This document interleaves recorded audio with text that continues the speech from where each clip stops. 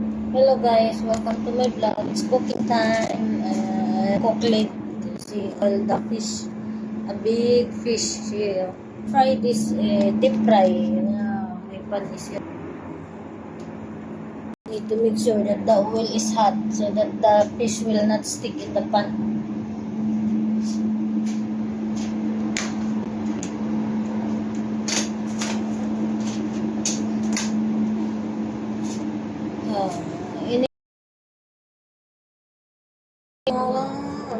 We need to defrost the chicken. But the chicken still hard frozen. I need to fry this one for lunch. Anyway guys, so today's Monday.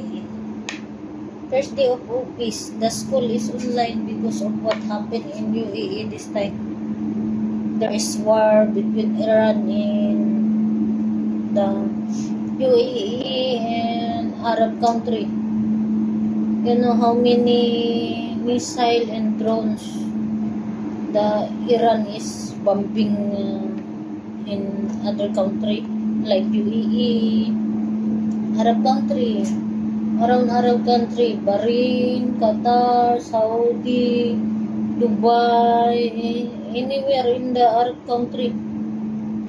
The Iran is bombing. Last Saturday, how many missile they target the military, US military base. Hindi, but things God, there is no, I think only one. And that's why the government advised us to stay at home to be safe than have encounter accident outside. Although we are in red alert, we need to be alert and always hold our passport in case there is an evacuation.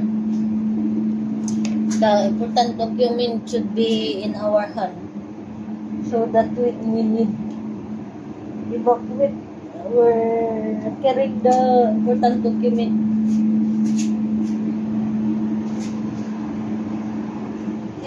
You know, this time but I hope and pray that the war will be stopped, because it's hard to have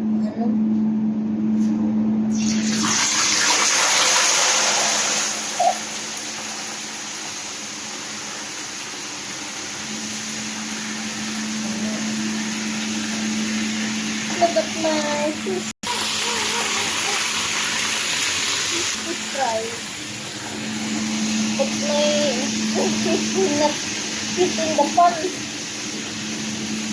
The fill of the fish is not fit in the pan.